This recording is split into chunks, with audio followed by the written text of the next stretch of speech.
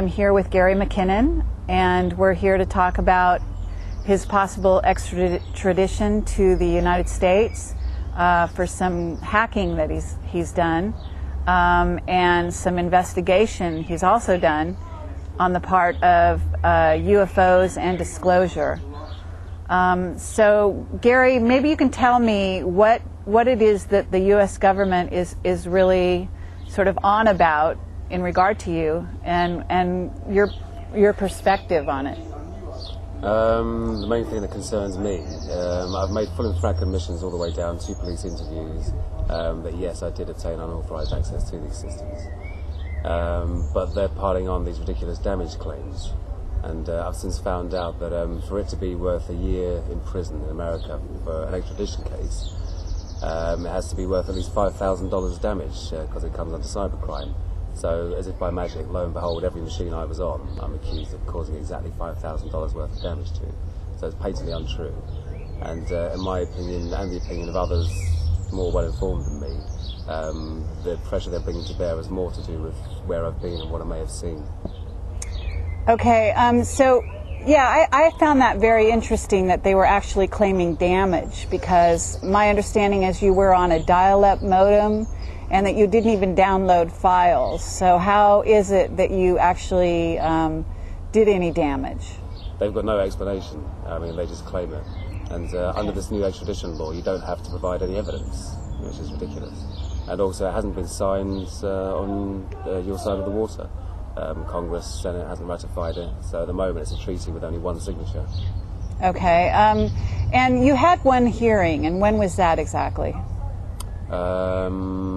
The last one was, I think, in the middle of May or towards the end of May, I'm not sure. And you have another one coming up in July, is that right? No hearing scheduled as yet. We've got till June the 21st to make representations to the Home Secretary, and then after which time he'll make his decision as to whether or not the extradition is allowable. And then if he decides that it is allowable, which I'm sure he will, then I can go in the appeals process.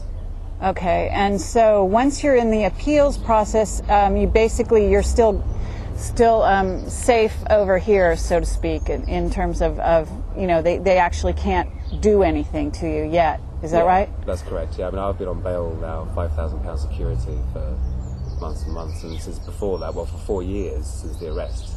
So for 4 years, yeah, you've been March on. 2002, they arrested me. Wow. Okay. So maybe you could explain exactly what you're in for, or up for, I guess might be a better word. Apparently, it's 7 counts of intentional malicious damage and unauthorized access, each count carrying 10 years maximum each. And previously, the American government had tried to do some deals with me, whereby they said, if you don't force us to go through extradition and just come across of your own free will, then we'll give you only 3 to 4 years in prison, most of which you can serve in your own country after the first 6 months or 12 months. I said, fine, that sounds great, give me that in writing. Guess what happened? I didn't get it in writing. So I said no to the various deal offers. So it looks like on paper, they said to me, if you don't accept the deal, we'll prosecute you to the max. That's a verbatim quote from Ed Gibson, who was the attaché of the US Embassy in London at the time.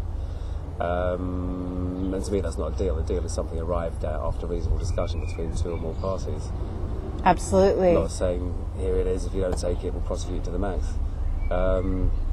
So yeah, I think they do want to try and push for the full 60, 70 years in prison, which is ridiculous considering they had blank passwords and in other words, no passwords. Right. So let's get into that a little bit. You basically, I don't know if you want me to use the word hack. I don't know if you consider yourself a hacker or did at the time. I never did consider myself a hacker at the time. And also basically all I was doing, because it was an administrator level account, let's not forget, with full control of the local machine, with a blank password. So it was almost like logging on. So let's back up one minute here, and exactly what were you looking for when you were doing this? At first I was looking for anything to do with UFOs. As I got more into the subject and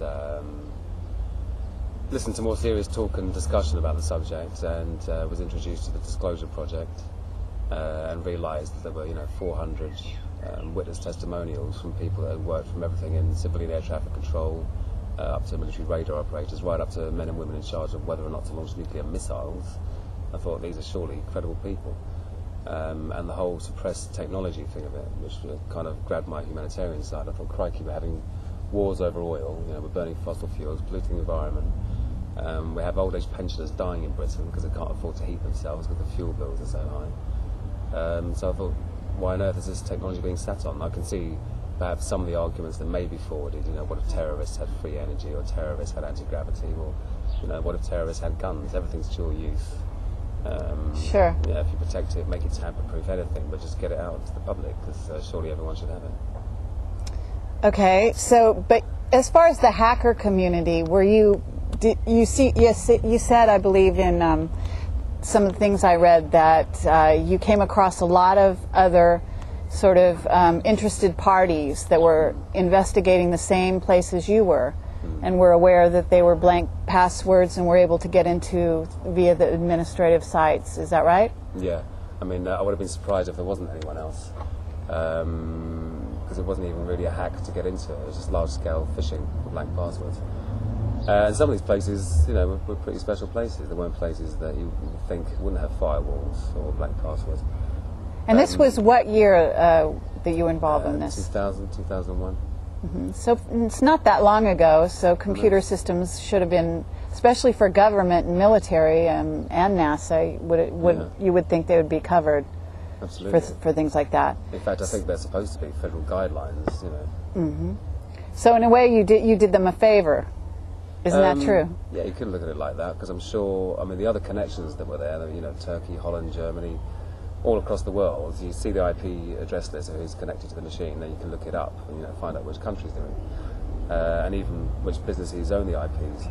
And I don't know whether that was foreign governments, it could have been Al-Qaeda, or it could have been someone else just like me, just snooping around, who knows.